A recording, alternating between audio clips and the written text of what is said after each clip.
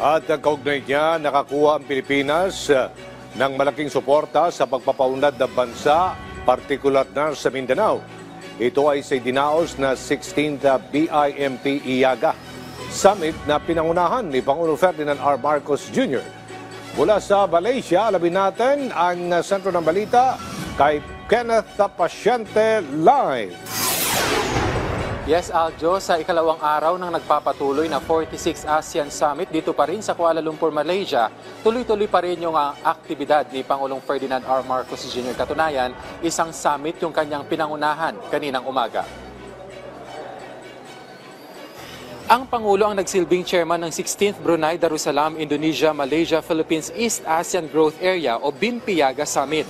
Isang Regional Economic Cooperation Initiative ito na naglalayong pabilisin ang socio-economic development lalo na sa mga marginalized at malalayong lugar sa mga bansang kasapi nito. Sa kanyang opening statement, binigyang diin ni Pangulong Marcos Jr. ang mga bansang kasapi lalo na sa connectivity, trade, investment, maging sa food security. As we convene today, let us take this opportunity to not only celebrate these milestones, but to also affirm our shared vision for a more integrated, prosperous, and resilient BIMP-IAGA. The path ahead calls for even greater synergy, innovation, and political will. I am confident that through our cooperation, we will continue to transform these aspirations that we have held into lasting impact for our peoples. Kasama ng Pangulo sa summit, sina Foreign Affairs Secretary Enrique Manalo, Communications Secretary J. Ruiz at Mindanao Development Authority Tereso Magno.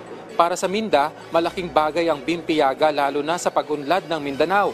Katunayan, ibinahagi ng ADB na magbibigay ito ng loan sa Pilipinas na nagkakahalaga ng $400 million.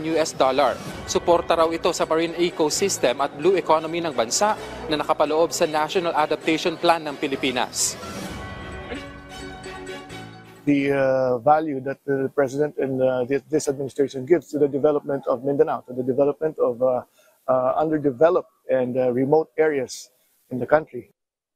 Karoon din anya sila ng ilang meeting sa sideline ng summit para makakuha ng mga magiging katuwang sa pagpapaunlad ng Mindanao. Mindanao has been long called a land of promise. Diba, nasasabi nga, yun ang pangarap namin, na hindi na kami tawaging lugar ng pangako. Sana maging lugar ng katuparan at lugar ng kaganapan na.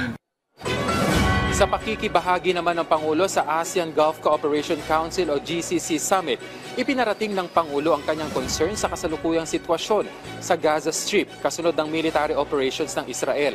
Kaya hinimok niya ang mga bahagi ng sitwasyong ito na sumunod sa international law para maprotektahan ang mga kababaihan, lalo na ang mga kabataan. Nabanggit din ng Pangulo ang freedom of navigation sa karagatan. The South China Sea and the Arabian Sea cover vital sealanes that serve as lifelines to regional and international commerce in both our regions. As such, it is necessary to provide the freedom of navigation to guarantee unimpeded commerce and to protect the marine environment through compliance with established international law, specifically UNCLOS. Aljo, nagkaroon din ng bilateral meeting si Pangulong Marcos Jr. kasama ang Prime Minister ng Cambodia, pero iniintay pa natin kung ano yung mga detalye ng kanilang napag-usapan. At mamayang hapon nga, Aljo, ay magkakaroon ng maikling press con si Pangulong Marcos Jr. kasama ang media delegation ng Pilipinas para sagutin ang ilang issue. Aljo. Maraming salamat, Kenneth Pasyente.